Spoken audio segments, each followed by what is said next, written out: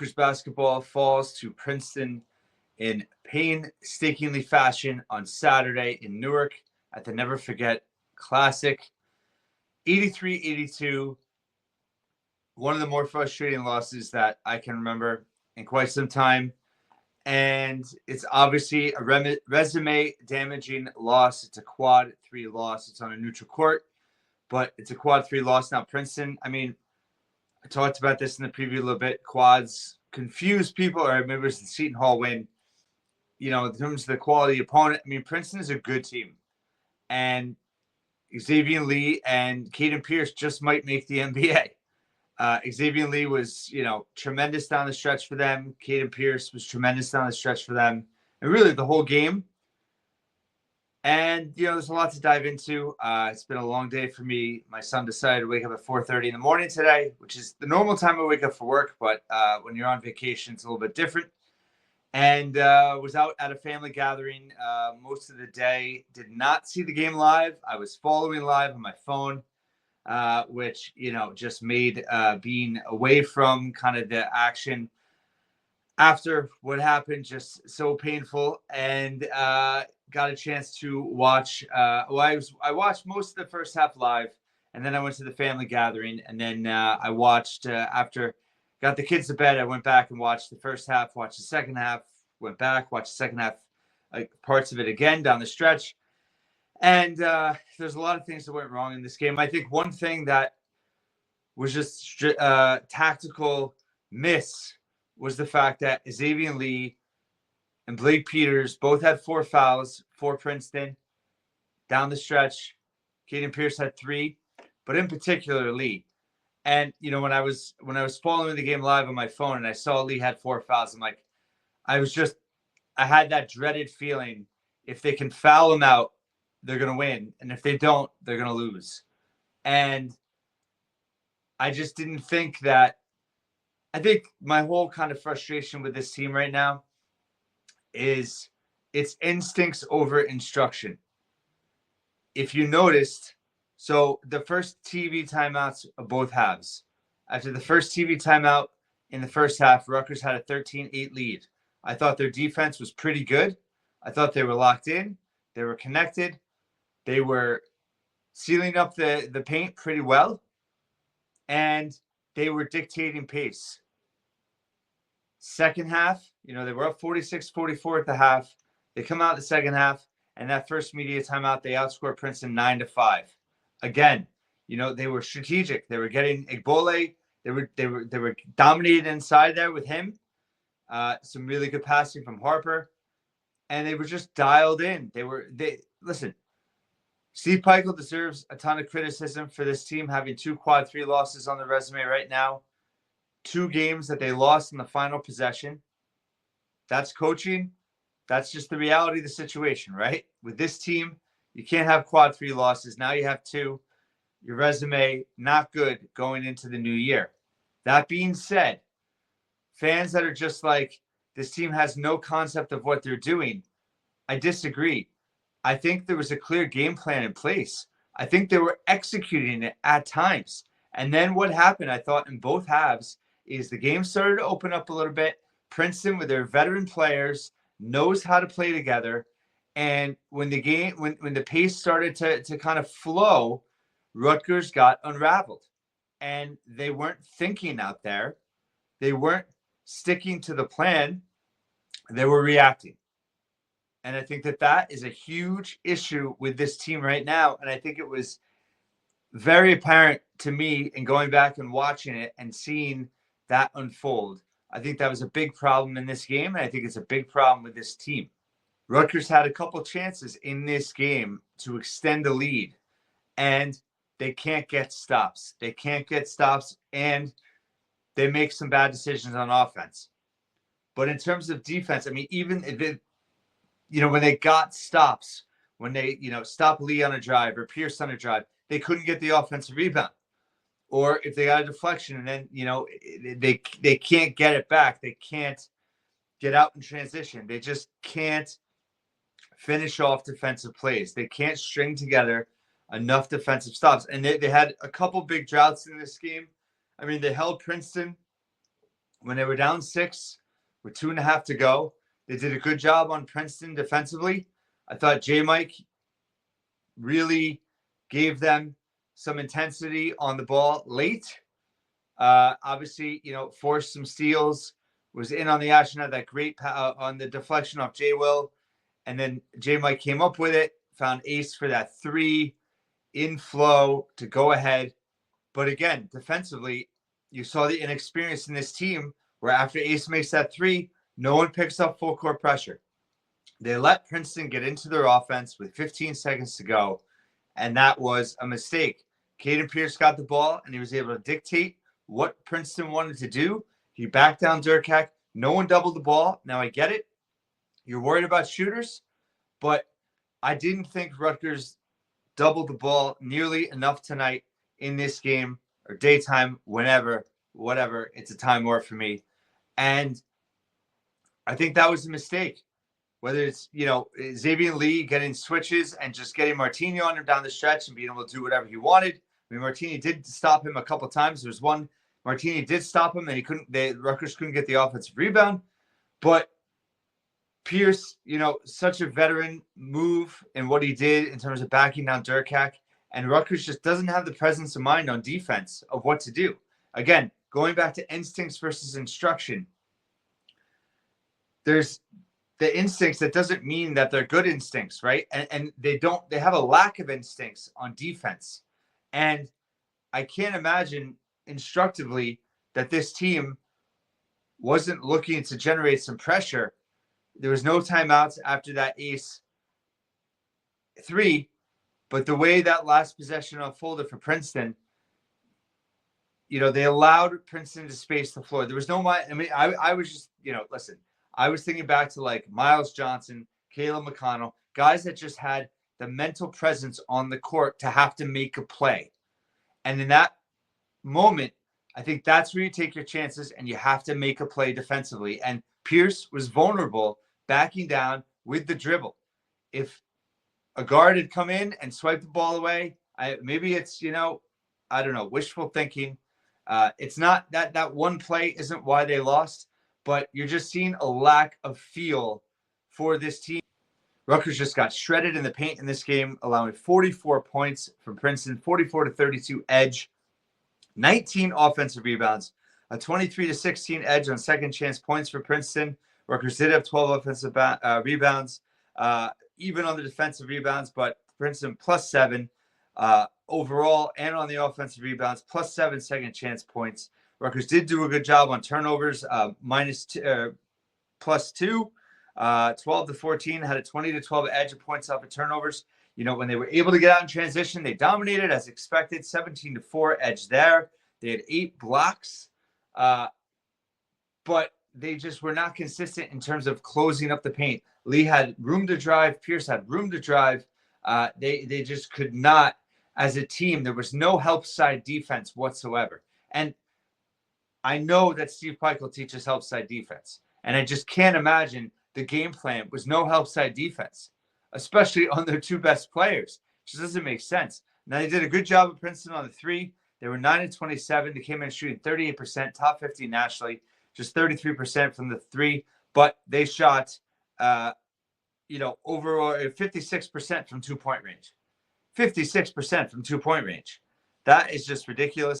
Just in terms of at the rim, the difference in this game, according to Bart Torvik, advanced stats, Princeton was 21-35 at the rim. That's 60%. Rutgers, 13 of 32. Well under 50%. Stats Broadcast had something similar, had them on 10 of 29 on layups. The game was lost inside, and Rutgers maddeningly could not defend the rim, and they could not finish at the rim. And I think everything else being said, that's where this game was won and lost. And it was just so frustrating to see, in terms of Rutgers' struggles at the rim. Dylan was 6 of 10. Fine. Ace, just 2 of 7. Jermichael Davis, just 0 of 3. Jeremiah Williams, 0 of 3. Those are really the kind of the 3 glaring ones in terms of at the rim.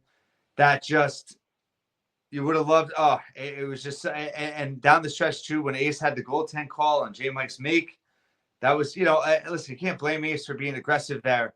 But again, it's feel, it's instinct, and there's a ton of talent, but they haven't gelled as a team and as players, recognition, feel for the game. It hasn't been there. It hasn't been there enough. And you saw Princeton, a team that's a team that have two guys, Pierce and Lee, who are relentless and have great feel for the game. And I think that showed up big time in this game as a major difference. In terms of Rutgers, I mean, as fans, I mean, this is just it's rough, and as high as I was just in terms of them surviving Seton Hall, we talked about it. They did not play well enough, in terms of where this team needs to be. And I think tonight, in terms of this game, some things that stuck out. I mean, they got some positive contributions. I think the one thing that jumps out to me is Jeremiah Williams, plus 14 on the floor in 22 minutes. Now, he had 4 fouls again. He is just getting in too much foul trouble this season. Now, part of it is he's battling back from injury, but he's just too aggressive at times. And as the captain and leader on this team, you need him on the floor as much as possible. And I love Jay Will. And he gave them some really good minutes tonight. 9 points, 4 of 8 from the floor. He had 3 assists, 0 turnovers, 2 steals. But those 4 fouls kept him off the floor too much. They were plus 14 with him on the court, plus 14, and they lost by 1. So that, they need more leadership on the court. They need Jay Will on the floor. I was really happy to see Martini tonight step up, play relatively well, had 7 points, made all 4 free throws, hit a big 3. He was, on the floor for 20 minutes. He did have some tough possessions against Lee when he got switched on. He did have a couple stops on him as well. But the kid played hard. He's another leader on this team. He's had a rough stretch lately. He gave him something in this game, not to mention he prepared them really well. That. But overall, just, in terms of what they got, Minibole, he showed some signs. He showed some signs of getting better. He had 3 blocks again in this game. That's 2 of the last 3 games. He's got 3 blocks. He had a good couple offensive possessions. Somerville got him 8 points again. I mean, that combo, it's not bad. It's not dominant. It's not great, but it's not killing you. What is killing you is the lack of overall team defense and their inability to get back consistent stops and to stop the bleeding. It's like when they get a lead, they kind of take a breath and they don't buckle down and get stops that can help extend leads. And then when they're trailing, it's like they're too tight and they can't get stops either. They over foul. They're over aggressive. This team is just like it's hard to explain, but it's like they're off rhythm. They can't get on rhythm, and it's frustrating to watch. And I totally get the frustrations. I totally get everyone being kind of fed up with the team right now.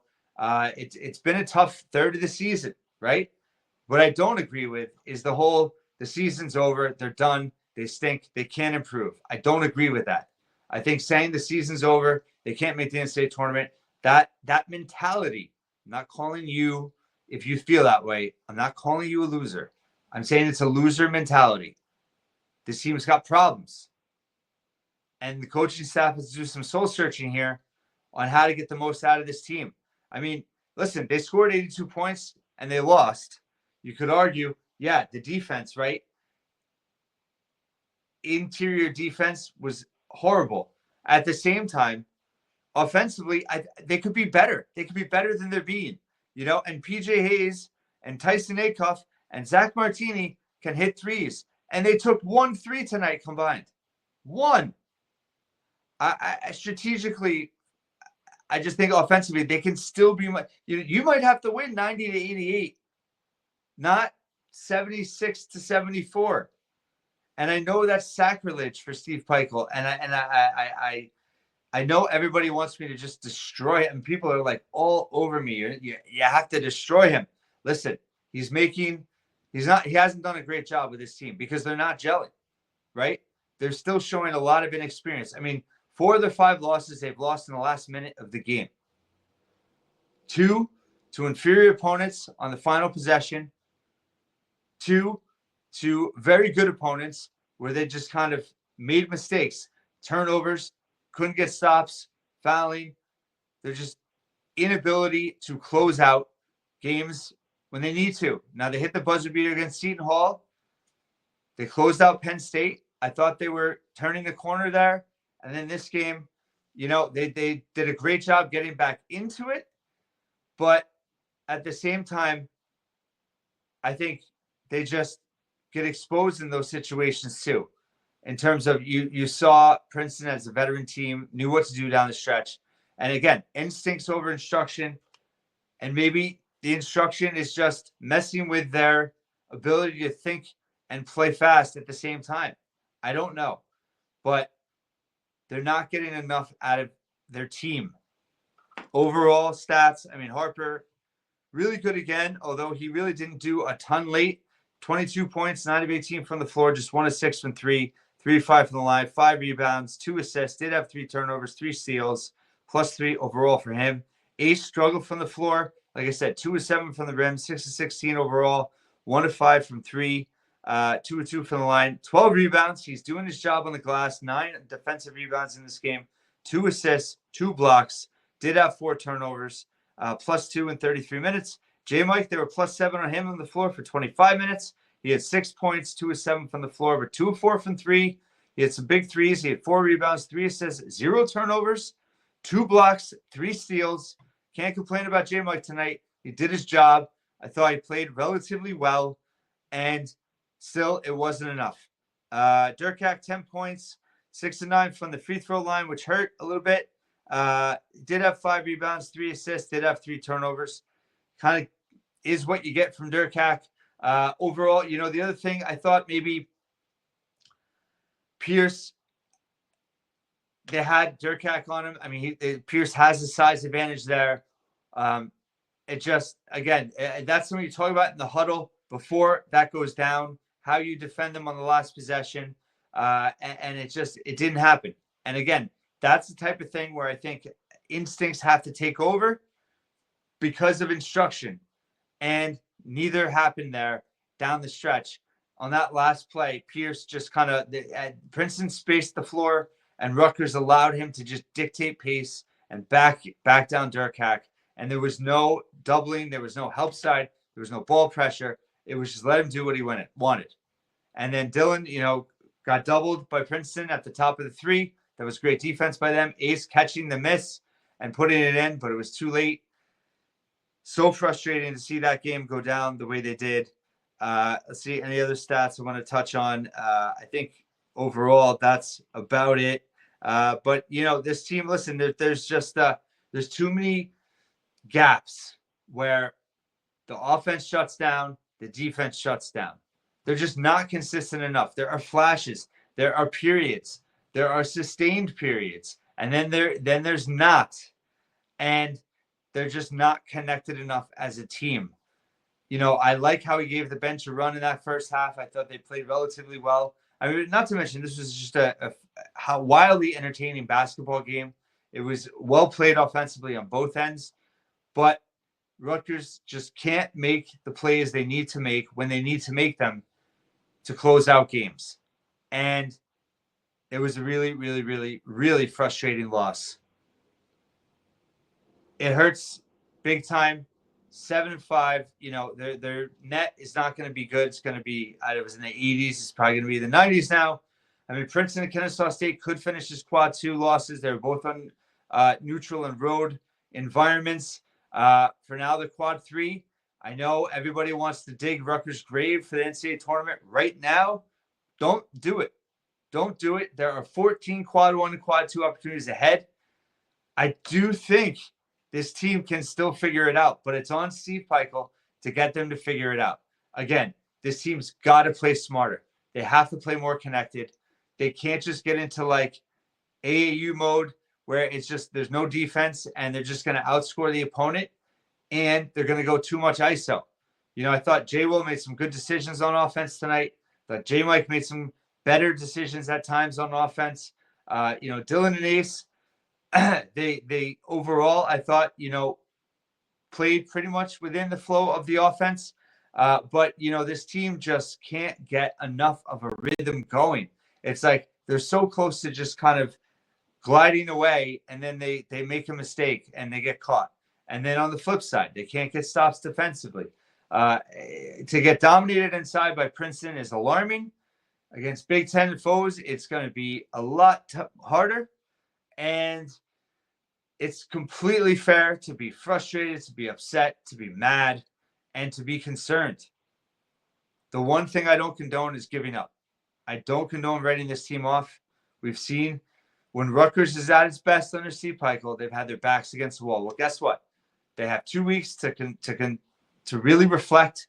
You have a good Ivy Columbia team coming in on the 30th, and then you go to Indiana on Thursday night, January 2nd, with a chance to really dig into Big Ten play and turn things around. And I just cannot believe people want to just rule it out. Is it likely? You could argue it's not. You could argue they haven't figured it out. But maybe, just maybe, a loss like this one, they really start to think about things and maybe change things up, make some adjustments. They have to figure it out as a team. They can't just keep doing the same thing where they're going to play better defense, and then as a team, they have no connectedness on defense. And no one's understanding what help side defense is. And no one's understanding that when to double and when to ball pressure. And no one's understanding that, when you hit a game-winning 3, you hope you got to bring the defensive pressure. You can't let one player dictate the next possession. At the same time, Liam Pierce, tremendous players for Princeton. They've won the Ivy 3 years in a row. This loss could look better at the end of the year, but it's another missed opportunity for Rutgers. Again, 4 of 5 losses. They lost in the last minute of the game. This was their most efficient offensive performance since that loss to Alabama. But defensively, it was, their worst loss. By the way, Ohio State, worst defensive performance since Ohio State, who beat Kentucky by 20 today.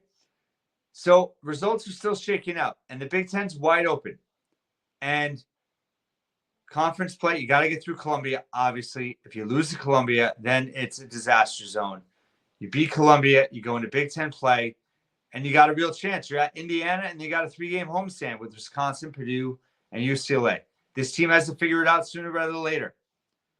And if they don't, they don't. And they've obviously shown signs of inexperience. But I think anybody saying, like, Peichel doesn't know how to coach anymore, he doesn't know how to game plan, I think it's that he hasn't been able to break through with this team in terms of how to be consistent in following the game plan. I think the game plan was there today. It wasn't executed. It was a lack of execution. And Rutgers could not make enough plays. As Steve Peichel said, they were one stop short. But part of this is the team together on the floor figuring things out. And again, the lack of feel for each other, the lack of feel defensively, the way they kind of lack patience on offense sometimes. It's on Peichel, it's on the coaching staff. They got to figure it out. A change in approach, perhaps. We'll see. This is not where we want to be as a Rutgers fan. I guess I'll just close by saying it's extremely painful. A lot of expectations for this season. They're certainly not looking like they're going to meet them at the moment. And as Rutgers fans, we've been through a shit ton over the years. And the frustration with this team is valid. And this just is, not what we hoped. Not what we hoped. But at the same time, the pieces, I believe, are there. I mean, you got to get some offensive production out of Acuff and Hayes. I get it. Defensively, they haven't been there. But your best defensive players aren't getting enough stops. So maybe there needs to be a new approach there. Maybe you got to shake things up. I don't know. But this team has to figure out how to win and fast, or the season's going to unravel even faster.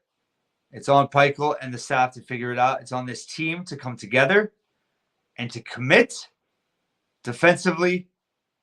Again, at the rim tonight, horrific in terms of inefficiency at the rim.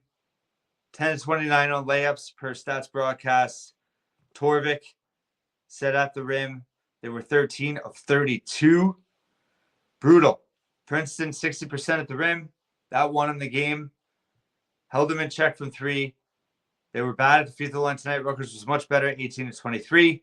But you couldn't finish at the rim. Against a team that is not physically imposing, Princeton plays hard as heck. They are a really physically hard team to play. But at the same time, Rutgers just was not focused enough to finish. I'm babbling, I'm rambling, I'm repeating. But overall, I just think instincts over instruction right now. When they let their instincts take over, they don't have good enough instincts to do that. And they're not executing the game plan.